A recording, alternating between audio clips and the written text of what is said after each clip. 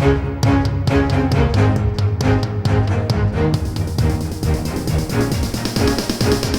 is the Washington Times front page for Monday, October 11th, 2021. Thanks for starting your week with us. I'm George Gerbo.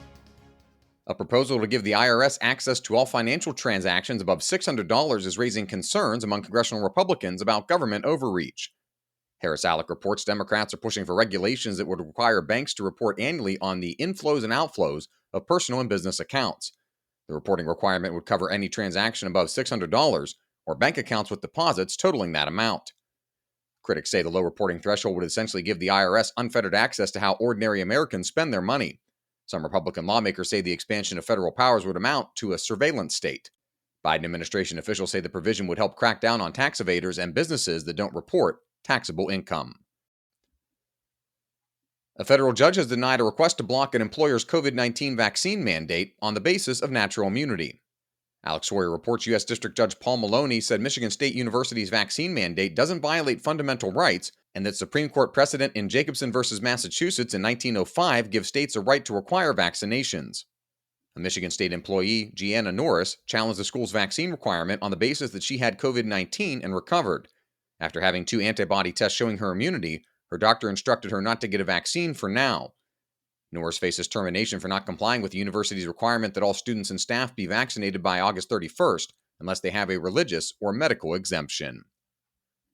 A reminder that you can find all these stories at WashingtonTimes.com/front page. Don't have access to the Times yet? Visit WashingtonTimes.com/George and get 25% off your annual subscription.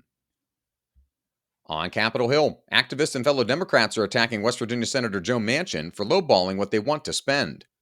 Seth McLaughlin reports Vermont Senator Bernie Sanders says Manchin is sabotaging hopes for a massive overhaul of the country's social welfare programs, including proposals for tuition-free college, paid family leave, and more child care payments. Manchin's $1.5 trillion spending cap would be the largest ever for a spending bill, but it's less than half of Democrats' original $3.5 trillion proposal for their social spending package. Progressive lawmakers say they're already compromising with the original plan and would prefer to spend more. Sanders' original proposal was $6 trillion, which he said was probably too little. And finally, Taiwan is pushing back against efforts by China to provoke the island democracy and reunite it with mainland China. Bill Gertz and Guy Taylor report the back and forth presents a fresh foreign policy headache as U.S. Special Operations soldiers are training military forces in Taiwan. Legal agreements provide the U.S. will help Taiwan arm itself, but does not guarantee that American forces will intervene should China attempt to invade the island. China claims Taiwan as part of its national territory, and weeks of aggressive Chinese military moves have triggered mounting concern in Washington.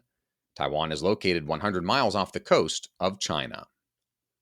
Find all of today's front page stories at WashingtonTimes.com/front page or on the Washington Times app, and you can follow us for free on all of your favorite podcast platforms. Just search Washington Times. Also, remember to find us on Twitter and Instagram at Wash Times for breaking news, sports, commentary, and more. For Washington Times, I'm George Gerbo.